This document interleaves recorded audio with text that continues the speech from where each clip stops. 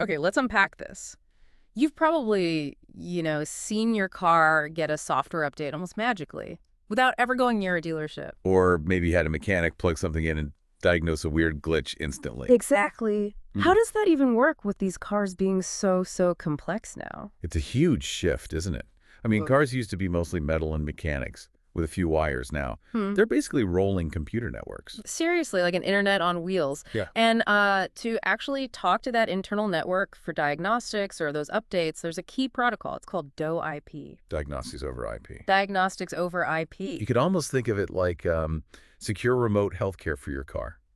Instead of opening the hood for everything, tools can check its vitals, talk to its brain remotely Oh, over Ethernet, or even Wi-Fi sometimes. that's a good analogy. Accessing the inside stuff, but from the outside, using networking.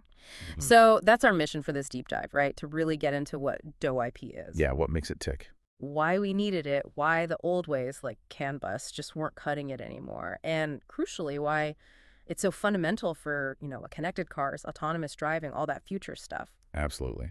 So where do we start? The basic definition. Yeah, let's break that down. What is DoIP? We hear IP, we think internet, routers. How does that fit inside a car's diagnostic system? Okay, so at its heart, DoIP is basically taking the standard diagnostic language that mechanics and engineers use. That's UDS, Unified Diagnostic Services. Right, UDS. We hear that acronym a lot. Exactly. And it runs those UDS commands over a standard TCP/IP network stack. Like the same kind of networking your computer uses, actually a specific module within the AUTOSAR standard. AUTOSAR, the big software framework for cars. Mm-hmm. The industry standard. So DoIP lets diagnostic tools, whether they're in a service bay or, handling over-the-air updates, talk directly to the car's ECUs. The electronic control units, the little computers controlling everything. Yeah, using IP addresses just like devices on the internet. So the core difference is taking that UDS language and sending it over a much faster pipe using IP instead of the kind of slow old CAN bus. You nailed it. It's UDS over IP. The commands are the same request data, run a test, but the transport layer is this high-speed IP network. Okay, that makes sense. The what seems clear, but the why. Why did the industry have to go this way? What was so wrong with sticking to CAN for diagnostics? The why becomes really obvious when you look at modern cars. I mean, think about autonomous systems, all the sensors, cameras. Yeah, the infotainment systems are like tablets now. Exactly. Complex battery management in EVs. Yeah. You've got dozens, maybe over 100 ECUs in some cars, Mm-hmm. and they're all generating just tons of data. Wow, 100, okay. Seriously. So imagine trying to pull diagnostic logs from, say, 60 different ECUs at once, or trying to flash a big software update to multiple modules. Over the old CAN bus. Yeah, it would be like, Uh, like trying to download a 4K movie over an old dial-up modem connection. Painfully slow. Huh. Okay, yeah, that paints a picture. It would completely cripple a production line. Forget remote updates. Precisely. DoIP solves that with speed. It uses Ethernet, often gigabit Ethernet, inside the car, so you get massive bandwidth. Gigabit inside the car. Okay. Yep. This allows for things like parallel diagnostics, talking to lots of ECUs simultaneously. And it's absolutely essential for remote access and sending big chunks of data, like firmware updates. So it wasn't just like a nice to have improvement. It was basically a requirement to make modern car features actually work.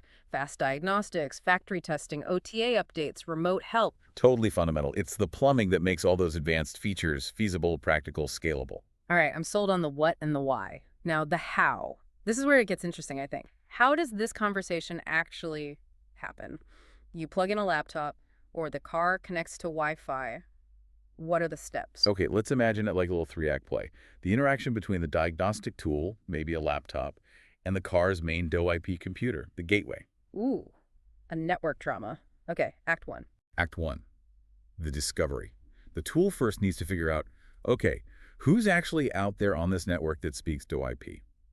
It doesn't know the specific car or ECU addresses yet. So it has to shout into the void first, like anyone home. Pretty much. It sends out a specific message called a vehicle identification request, a VIP message.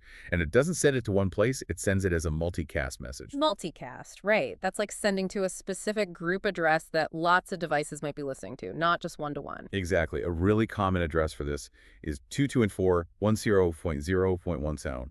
any ECU in the car that's set up as a DoIP node is listening on that address. Got it. So the tool broadcasts, hey, anyone here speak DoIP to that address, and then... Any DoIP node that hears it basically replies, yep, I'm here. It sends back a vehicle identification response. Oh. And this message has key info: the car's VIN number, the node's own logical address inside the car network, its capabilities. Okay, cool. So the tool gets a list back, a roster of who's available and what they are. Act 2. Act 2, the handshake. Or, technically routing activation. Just because the tool knows who's there doesn't mean it can start bossing them around with diagnostic commands. It needs permission. It needs a route. Okay. Like needing a specific key or password to talk to, say, the engine control unit. Kind of, yeah. The tool sends a routing activation request. Usually this goes to one main ECU that acts as the DoIP gateway for the whole vehicle. The gatekeeper. Exactly. This request basically says, hey, this diagnostic tool provides its own address, and I want to talk to that specific ECU over there. The gateway checks if the tool is authorized. So it's a security check. Mm-hmm. If everything checks out credentials valid, tool authorized, the gateway says, okay, approved, by sending back a positive response. Now, the gateway knows to forward messages between that specific tool and the target ECU. The route is active. Okay. Discover done, permission granted, route open. Act 3 must be the actual conversation. Act 3, the conversation. This is where the real diagnostic work happens. The tool can now send those UDS commands we talked about. But now it sends them over a reliable TCP connection through the gateway to the ECU it wants to talk to. And these are those hex codes you sometimes see, like 0x10 or 0x22. Exactly. They're like predefined phrases in the UDS language sent inside the DoIP messages. For instance, 0x10, 0x03 is often used to request starting an extended diagnostic session. Okay. 0x202 F190 is a classic one. Read VIN number. Or maybe 0x3101 to start some routine, like clearing fault codes or recalibrating something. And the ECU gets that command, does the thing, and sends back a response, maybe with the data requested, like the VIN. Correct. It executes the service and sends back a UDS response, again wrapped in DoIP. If the command is bad or not allowed, it sends a negative response code. Sometimes, if it's really confused, it might just stay silent. Silence is bad, usually. Okay, that sequence makes sense. You mentioned TCP for Act 3. Was Act 1 the discovery? Also TCP. Good catch. Yeah. No, DoIP cleverly uses UDP for that initial discovery, the vehicle identification request. UDP is connectionless, faster for just broadcasting out that anyone there message. Right. UDP is like sending a postcard. TCP is like making a phone call. That's a great way to put it. UDP for the broadcast shout-out. Yeah, good. But once a specific ECU is targeted and the read is activated in Act 2, it switches to a reliable TCP connection, usually on port 13400 for the main Act 3 conversation. You need that reliability for diagnostics. Okay. UDP for the wide net, TCP for the focused, reliable chat.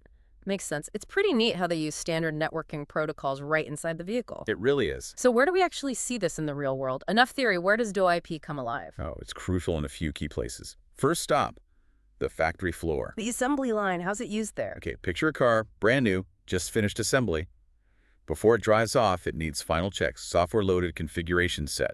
Engineers plug in laptops using Ethernet cables. High-speed Ethernet. Yeah, often gigabit speeds, directly into the car's DoIP port. They're not manually checking fuses anymore. Not for this stuff.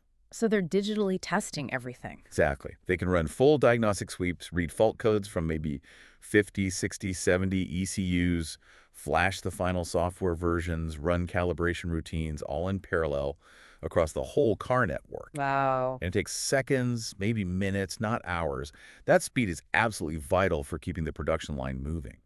Yeah, you can't have cars piling up waiting for diagnostics. Makes total sense. Where else is it big? Service centers, especially with this trend towards remote diagnostics.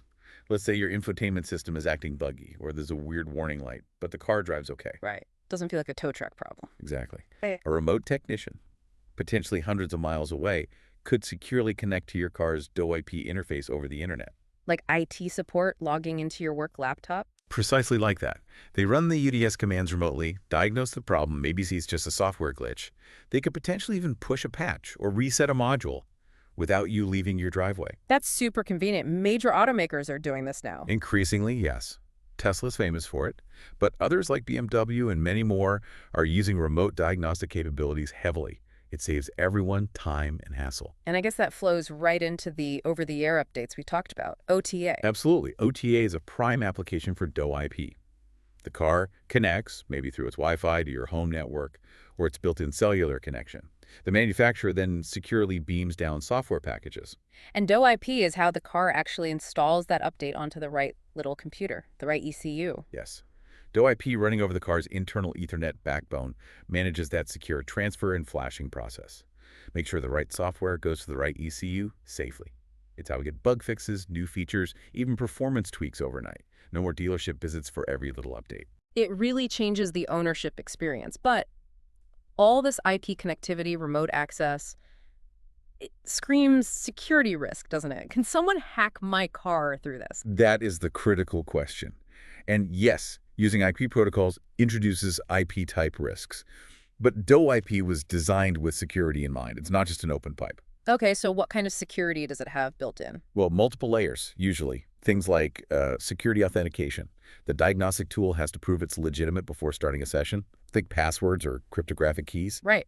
There are also access levels. Maybe a basic tool can read fault codes, but only a factory-authorized tool can reprogram something critical like the brakes or airbags.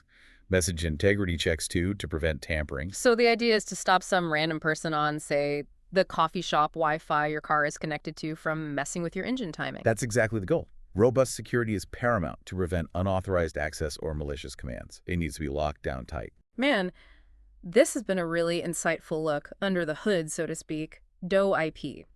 It's this invisible layer that's making so much of modern car technology actually possible. It truly is. It's one of those quiet revolutions. Faster, way more capable than the old ways, and it's pretty much standard now, or becoming standard, across the industry. Definitely seems like essential knowledge for anyone working on cars.